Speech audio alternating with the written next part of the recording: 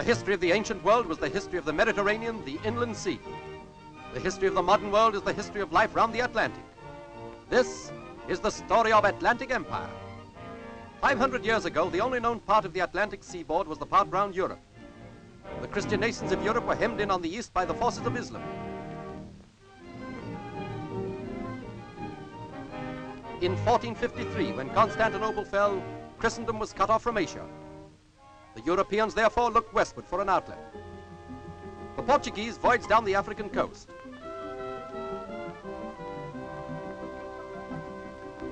Eventually they rounded the Cape of Good Hope and reached Asia by the southeast route, which has been used ever since. The Europeans of that day believed that Asia lay westwards, directly on the other side of the Atlantic at a not very great distance. In this belief, Columbus set sail under the flag of Isabella, Queen of Spain, and on his first voyage reached unknown islands, which he believed to be the fringe of Asia, and which he therefore named the Indies. From Bristol, the Genoese cabot sailed for the King of England and discovered Newfoundland and the lands round the mouth of the St. Lawrence. Amerigo Vespucci also sailed under the Spanish flag and discovered the coastline of what appeared to him a continent, and which was called after him America. It was now clear that the new discoveries could not be Asia, but must be part of a new world. During the next century, the coastline of the New World which blocked the way to Asia was largely revealed. The most important voyage was that of Drake in the Golden Hind. He discovered the west coast of America before sailing round the globe across the Pacific Ocean, which separated the west of the New World from the east of the Old.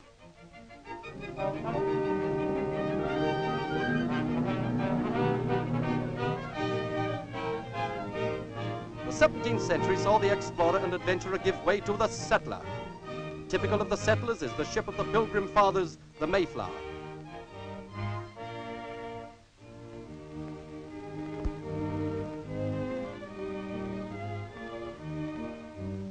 The Atlantic nations, the Spanish, the Portuguese, the English, and the French and the Dutch, now settled colonies in America and trading posts in Africa. These were the Spanish possessions, marked with black and white lines. These were the Portuguese Atlantic countries, shown in waving lines. These were the British settlements, indicated in white. This was the French Empire, marked with black lines, and these were the Dutch possessions, pointed out by arrows. In the 18th century, the period of settlement developed into a great period of trade expansion.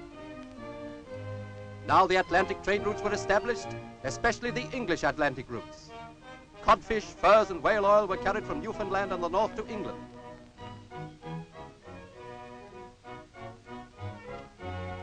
England sent emigrants and manufactured goods to New England, and she received in return naval stores, tar and cordage. Tobacco, rice, tar, and cotton came to England from her southern colonies in return for emigrants and goods.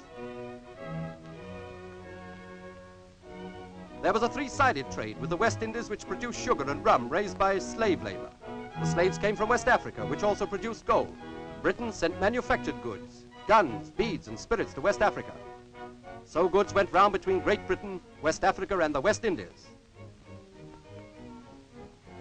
But the New Englanders also took part in this trade, competing with the mother country. They sent corn and timber to the West Indies in return for rum and sugar, and took rum and tobacco to West Africa in return for slaves. Apart from these routes, the dominating trade of the Atlantic was the slave trade.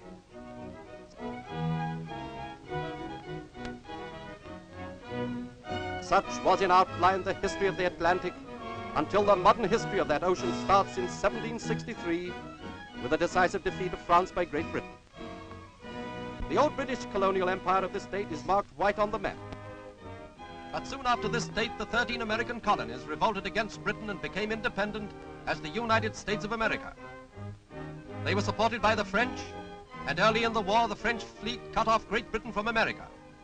Thus, Britain failed and lost the greater part of the old empire because temporarily she was no longer the supreme naval power in the Atlantic. But before the war ended, in a naval action here in the West Indies, Rodney defeated the French fleet at the Battle of the Saints. By this battle, Great Britain regained naval supremacy in the Atlantic, and she has never lost it since. After the year 1789, all Europe was convulsed by the French Revolutionary Wars and then by the Napoleonic Wars.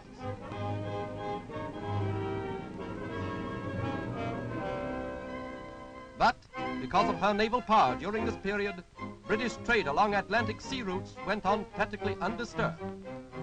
The solid lines mark the sea communications between France and her Atlantic colonial empire, between Holland and hers, and between Spain and her South American possessions.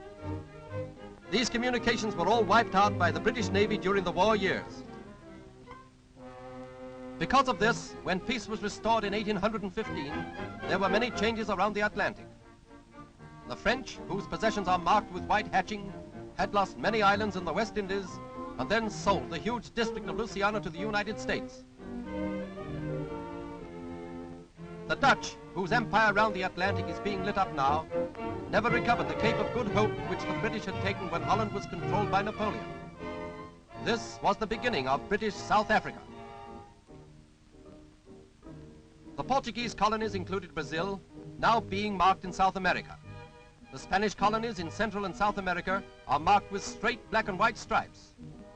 These colonies and Brazil had been cut off from Europe by the wars for so long that they declared themselves independent of their home countries. They became republics supported by the United States and Great Britain, though for a time Brazil was governed independently by a member of the Portuguese royal family. Now, for the first time, the United States put forward the Monroe Doctrine, that the American continent was not to be the scene of further European conquest. But the practical success of this doctrine depended entirely on British naval support, which cut off America from European interference. Thus protected from the political ambitions of European powers, the South and Central American states developed rapidly, largely helped by British policy and enterprise.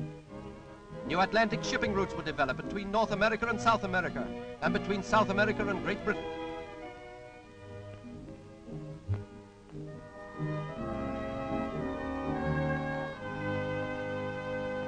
Other important changes in the history of the Atlantic Ocean were caused by the movements of American and British population. After the United States became independent, there were still some people there with British sympathies. These people, who were called United Empire Loyalists, moved north from the States to the American colonies that had remained British. Some went overland to the wild country of the St. Lawrence above Quebec and founded Upper Canada. Some went by water to Nova Scotia. Others went by land or by water to the French-speaking British colony of Quebec or Lower Canada. Thus, modern Canada came into being. After the Napoleonic Wars, there was a great wave of emigration from Great Britain. Emigrants went from Scotland, Ireland, and England to all parts of Canada and to the United States. And in the States, new emigrants and old settlers moved westward together in a steady stream of pioneers to the undeveloped wilderness of the West. So Canada and the United States were opened up.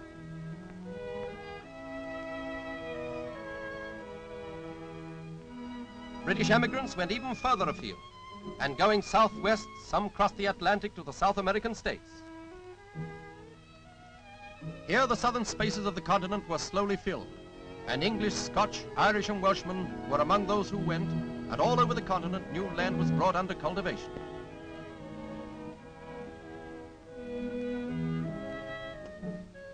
Other British emigrants went southeast to Cape Colony. Here, side by side with the Dutch farmers already there, they opened up undiscovered lands.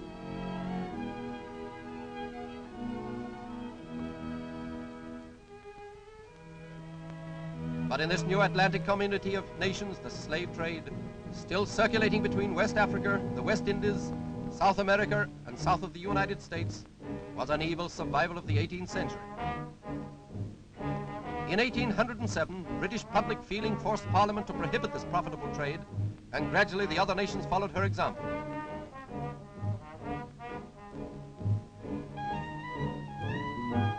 First, the United States,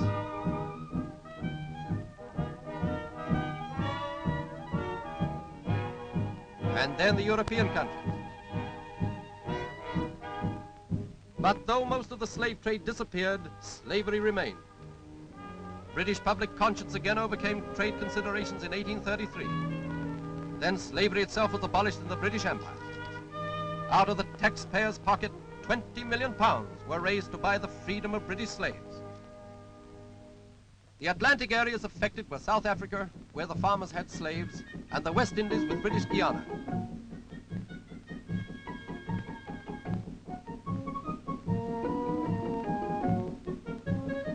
In the British West Indian Islands, the profitable sugar plantations had been worked by slave labor. Now the free slaves left the plantations to become independent.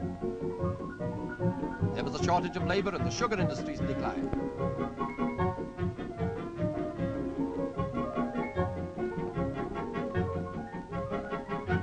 The British sugar industry in the West Indies and British Guiana was very important, and at this time was far greater than that of Cuba or Brazil. So to keep it going, indented laborers were introduced from India and the East Indies.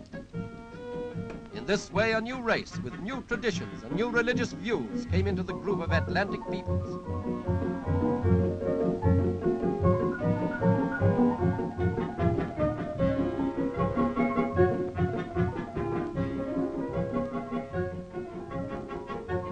But free labor was more expensive than slave labor.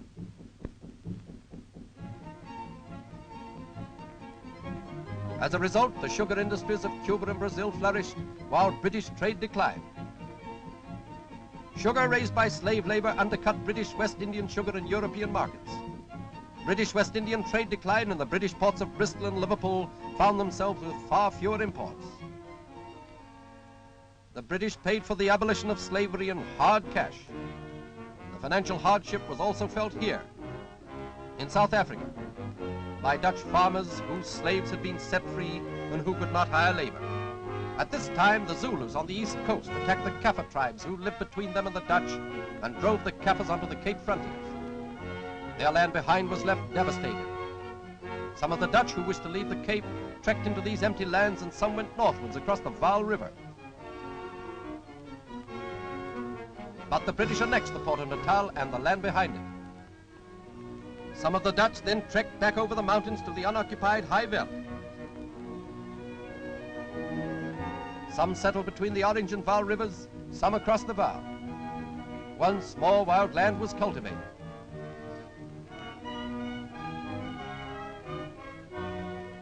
The northern Dutch settlement was the independent Republic of the Transvaal from the beginning. But the south settlement was first annexed by the British and then recognized independent as the Orange Free State.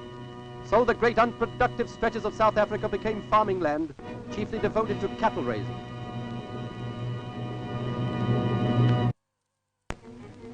But while this was happening, new developments were transforming life around the Atlantic. The Industrial Revolution had led to the rapid growth of factories in Europe. These factories produced manufactured goods. The workers in the factories needed food and raw materials which were being produced in the newly developed lands around the Atlantic. And farmers in the new countries needed manufactured goods. So each side of the ocean became more dependent on the other. And the invention of steamboats, independent of wind and currents, drew them together.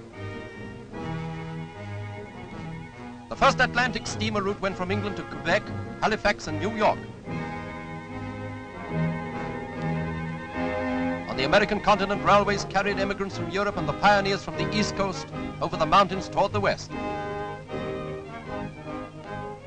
Steamboats carried these adventurers up the American rivers.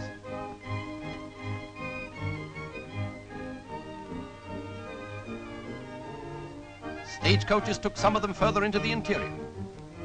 So the Atlantic peoples pressed over to the Pacific coast.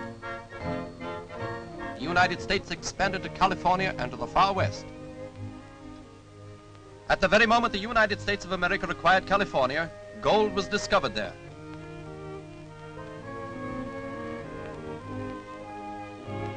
For a time, the rush to the gold fields dominated the Atlantic, for gold was also discovered in Australia.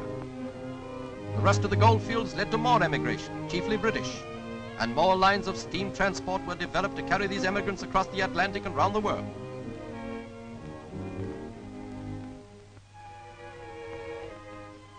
Two important routes, however, have been used by fast-sailing clippers up to the present day. The China clipper route round the Cape of Good Hope and the famous grain route round Cape Horn.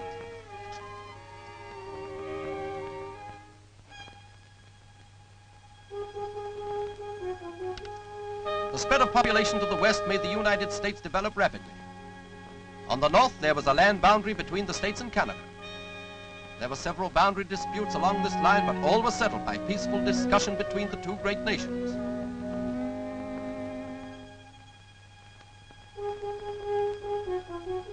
There is no need for a single soldier or a gun along this frontier that divides two reasonable peoples. But peaceful development was interrupted in the United States themselves. Here, the North and South were divided on the question of slavery.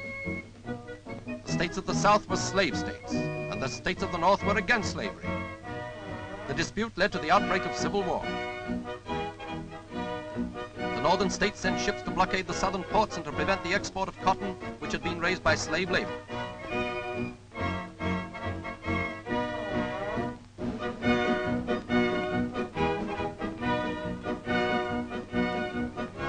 Most of the cotton was exported to England, so this blockade was felt on the other side of the Atlantic. Over here in Lancashire, huge factories had been built to manufacture American raw cotton. The blockade cut off the people of Lancashire from their raw materials. The factories closed down, unemployment and distress followed. Already so closely linked were the Atlantic peoples that upheaval on one side of the ocean caused upheaval on the other. But in 1865, the war ended, the blockade was lifted, and slavery was gone forever. In the peace that followed, the United States at once resumed their westward development. The new farming lands of the Middle West were great grain-growing areas, and the far west produced fruit. The Union Pacific Railroad was now built from Omaha to the Pacific and united the west and middle west of the Atlantic coast.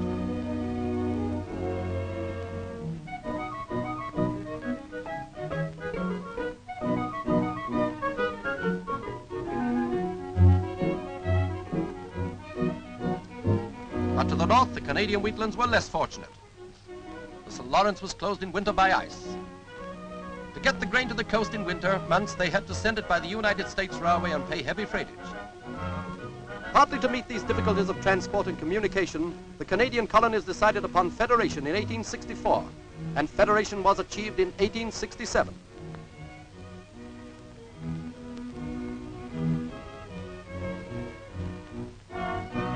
In this year, Quebec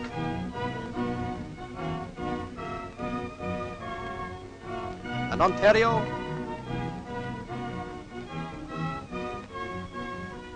and Nova Scotia and New Brunswick formed the Dominion of Canada and were joined later by British Columbia in the far west. The Dominion took over all the vast unsettled territories of Canada and later divided them into provinces. In 1879, the Canadian Pacific Railway was begun to join British Columbia to the Atlantic coast. Now the rich farming lands of Canada could be opened up. Wheatlands, cattle country, dairy country. The Dominion too had great wealth in fish and furs. Fruit growing also flourished. The vast natural resources of North America lay at the service of mankind. But while the east of America is an Atlantic country, the west looks to the Pacific Ocean. Over here, the United States had in 1867 bought Alaska from Russia. There was a grave disagreement over the Alaskan frontier with the new Dominion of Canada, but this dispute was settled by arbitration. Although Canada separates Alaska from its mother country, there are no difficulties in communication and the frontiers have no need to be fortified.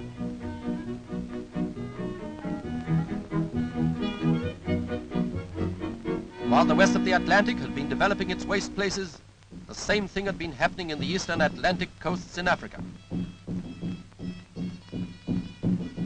In 1800, Africa had still been the dark continent, unknown and unexplored.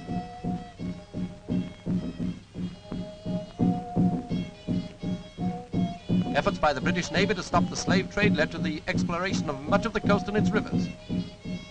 By 1850, slave traders had been driven south of the equator, and the coastline was known. In 1865, after the American abolition of slavery, the shadow of slavery disappeared at last from the Atlantic. Now came the great period of African discovery. First came the journeys of Livingstone on the Zambezi.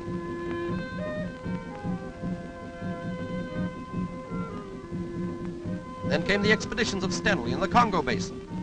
gradually the Atlantic coast of the Dark Continent became known.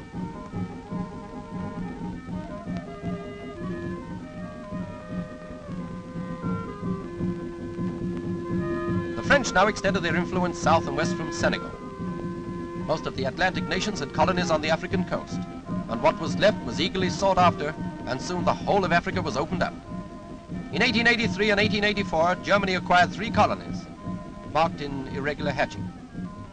France took over the French Congo above the Portuguese territory, and the King of the Belgians obtained supreme influence over the Belgian Congo.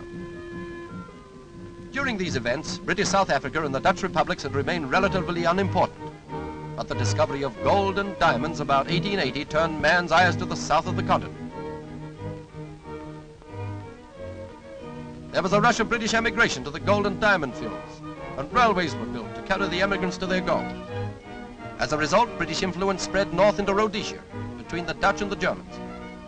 But many British immigrants had settled in the gold fields of the Transvaal, and their presence led to difficulties and friction between the Dutch and the British, which resulted in the South African War. After this war, the Dutch republics were in the British Empire, and in 1909 formed with Cape Colony and Natal the Union of South Africa. After 1918, the Union assumed a mandate over German Southwest Africa, and the other German colonies were mandated to Great Britain, France, and Belgium. Thus, the Dark Continent on the east of the Atlantic had been opened up, and the wilderness that was Africa just over 100 years ago now produces raw materials of all kinds, including cotton, cocoa, tobacco, vegetable oil, metals, cattle, and sheep. It is the west side of Africa that is an Atlantic land. Many nations have worked together in the last 100 years to develop the natural riches of the lands about this ocean. Round it have developed parts of the British Empire.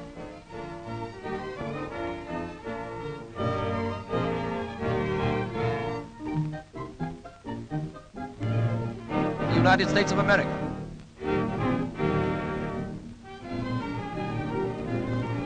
Part of the French Empire. The Belgian Empire. Part of the Portuguese Empire. Part of the Dutch Empire. And the independent American republics. During the past 100 years, vast lands have been peacefully developed and made to add to the wealth of raw materials at the service of mankind. Wheat, cattle, dairy produce, fish, wines, cotton, coffee, cocoa, sugar, rubber, vegetable oils, metals, manufactured goods, all are now produced in the Atlantic countries and are exchanged across the ocean.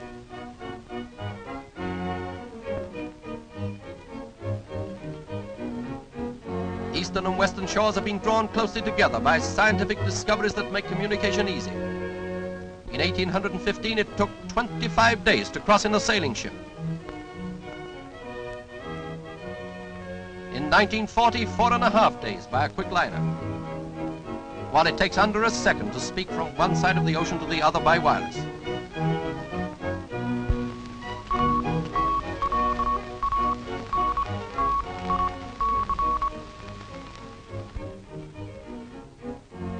Ceaselessly, the good things of the earth have crossed from west to east and east to west. Innumerable sea and air routes draw the coast of the Atlantic Ocean together.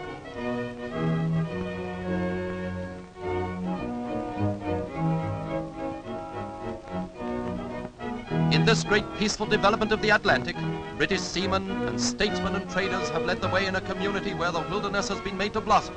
Human beings are free, and problems are settled by arbitration. What comes next?